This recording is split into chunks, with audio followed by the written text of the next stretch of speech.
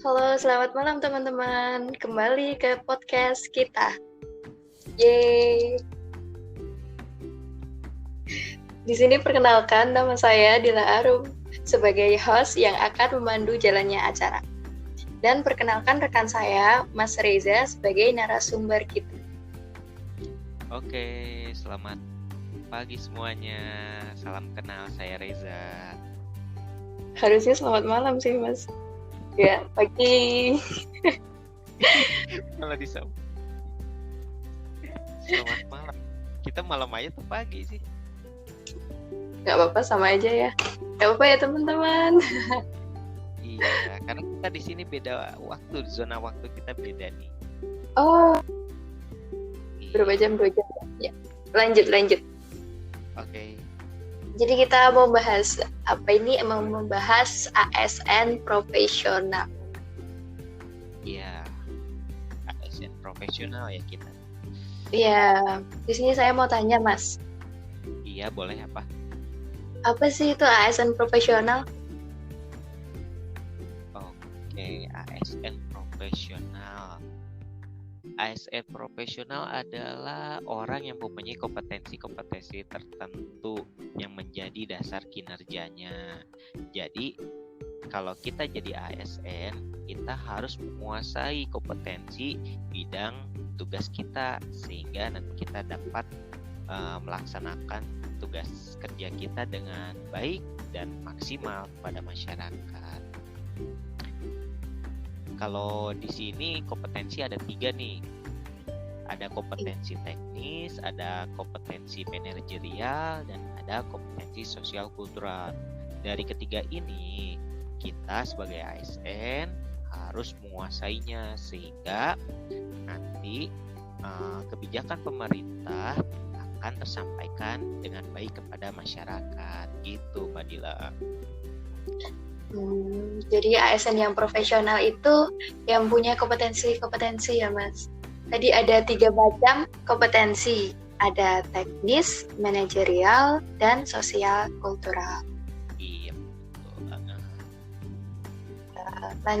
Selanjutnya nih, Mas, saya mau tanya, apa sih faktor yang mempengaruhi tingkat profesional pegawai ASN? Faktor apa saja yang mempengaruhi profesional pegawai ASN? Oke. Sebagai pegawai ASN, kalau dulu ya kita melihat pegawai ASN tuh agak sedikit ironis karena kita merasakan pelayanan yang kalau dulu ya, tapi kalau sekarang sudah menjadi pegawai ASN yang harus profesional, di mana faktor yang saya tahu di sini ada budaya organisasi, ada struktur organisasi, dan ada sistem insentif nih. Jadi kita sebagai ASN harus memiliki ketiga ini sehingga kita dapat terus memiliki integritas tinggi, memiliki kedisiplinan yang tinggi, memiliki tanggung jawab yang besar sebagai pegawai ASN. Sebagai contoh nih, kita memiliki kompetensi yang sesuai dengan bidang kerja kita nih. Kalau bisa kita lebih tinggi lagi kompetensinya, kenapa tidak?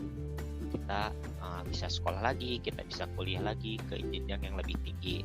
Kemudian setelah itu adanya atasan-atasan yang menjadi kendala dalam membentuk profesionalisme pegawai ASN.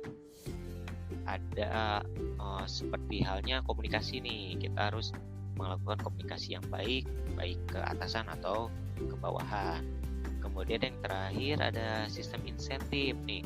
Setelah kita memiliki kompetensi yang bagus, yang hebat, yang kuat, kita berhak nih mendapatkan reward, mendapatkan apresiasi dari pemerintah sebagai timbal balik ya, jadinya timbal balik kepada kita. Jadi kita merasa dihargai, kita merasa diapresiasi dalam melaksanakan tugasnya. Di lain itu, kita juga harus siap nih dengan konsekuensinya apabila kita melakukan pelanggaran kode etik dengan adanya punishment atau ya kalau bisa dibilang ada hukumannya lah bagi ASN yang melakukan pelanggaran kode etik gitu. Oke. Jadi tadi faktor yang mempengaruhi itu ada 3 ya Mas. Ada budaya organisasi, ada struktur organisasi, sama dari sistem intensitas sendiri. Tadi ada reward dan juga punishment ya. Iya, betul banget. Ya, selanjutnya mau tanya lagi nih Mas. Bagaimana sih agar menjadi ASN yang profesional? Bagaimana cara agar kita menjadi ASN yang profesional itu ada banyak cara ya. Salah satunya bagaimana pola pikirnya kita, mindset kita, pola pikir kita harus menjadi ASN yang unggul. Yang unggul di sini harus selalu adaptif sehingga dapat menyesuaikan diri dengan perubahan. Kita harus berpikir kreatif, berpikir meningkatkan kualitas diri dan berpikir terbuka. Jadi kalau kita misalkan bekerja sebagai ASN profesional, kita harus menerima masukan-masukan, inovasi-inovasi yang akan meningkatkan kinerja kita sebagai ASN. Kemudian yang kedua ada observasi nih di sini. Observasi di sini kita harus lebih peka melihat sekitar nih. Masyarakat membutuhkan apa, kita harus bisa mengetahui dan kita bisa merasakan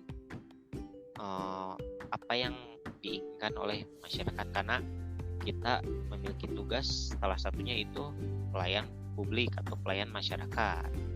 Yang kedua tadi udah ya, observasi. Yang ketiga ada berani mencoba nih, berani mengambil resiko untuk mencoba hal yang baru. Dulu zaman sebelum pandemi corona kita belum terlalu memaksimalkan akses internet, terutama virtual Zoom seperti ini, karena dulu kemampuan teknologi kita masih terbatas.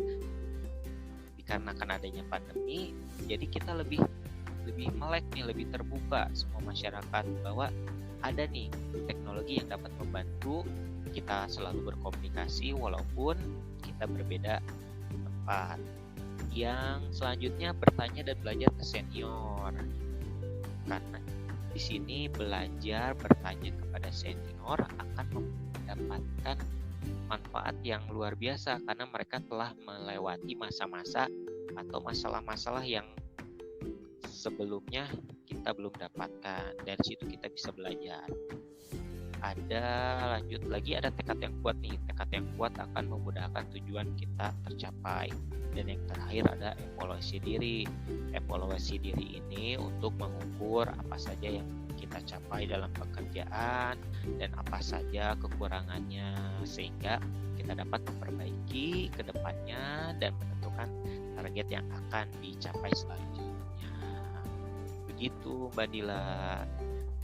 Baik Mas Reza, jadi tadi agar menjadi ASN yang profesional tuh kita harus berpikir kreatif, kita harus berpikir meningkatkan kualitas diri kita, pikir terbuka, terus observasi, harus peka terhadap lingkungan sekitar, berani mencoba. Terus ada apa lagi tadi Mas? Bertanya dan belajar dari senior. Tekad yang kuat sama evaluasi diri ya Mas untuk memperbaiki diri untuk kedepannya. Iya, itu. Itu aja sih Mas yang dibahas mengenai ASN profesional. Oke, itu aja ya. Berarti kita nanti bisa diskusi lagi untuk selanjutnya. Ya, baik. Oke rekan-rekan, sama pendengar podcast. Terima kasih, sekian yang dapat kami bicarakan, diskusikan mengenai ASN profesional. Podcastnya kami tutup. Terima kasih.